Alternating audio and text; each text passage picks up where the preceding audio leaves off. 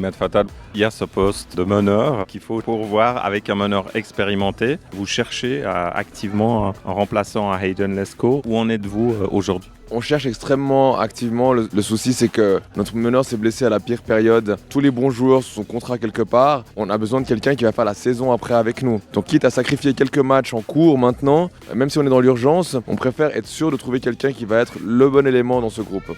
Donc, on cherche encore et on espère que dans les 2-3 prochaines semaines, quelqu'un débarquera à Genève.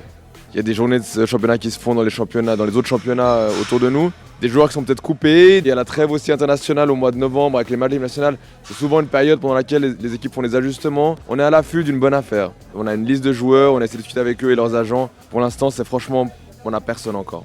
En quoi est-ce que les Lions cette saison sont différents de l'équipe de l'année dernière? Alors il y a moins de talent, et donc on doit forcément être beaucoup plus solidaire que par le passé. Par contre, l'ADN du club, c'est toujours de se donner un maximum, l'effort. Et ils l'ont montré ce soir encore, les joueurs, ils ont tout donné, on ne peut rien leur reprocher. Mais il y a moins de talent, c'est clair que l'année passée, où vous aviez des joueurs comme Tim Derksen, Roberto Kovac, qui pouvaient faire la différence à eux seuls par leur talent et leur qualité. On a moins ça aujourd'hui.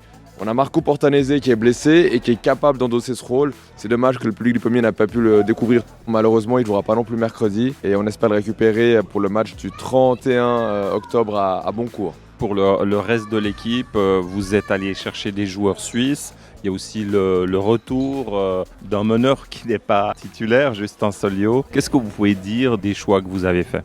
On a fait en fonction du marché, en fonction également de nos moyens. Vous savez qu'on a perdu notre sponsor principal, Genève Aéroport. Ça faisait 11 ans que ce sponsor principal nous portait.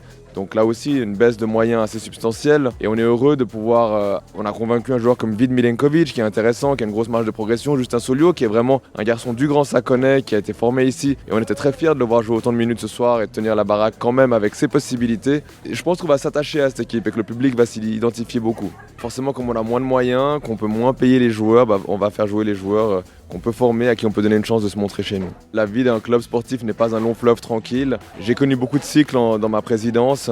Il m'appartient avec mon comité de continuer à permettre aux Lions de jouer les premiers rôles. Et je pense qu'on a montré ce soir qu'on sera toujours une épine dans le pied de tous les clubs de ce pays et qu'on sera toujours difficile à jouer. Il faudra nous voir en fin de saison. Je pense qu'on est une équipe qui donnera sa pleine mesure en fin de saison.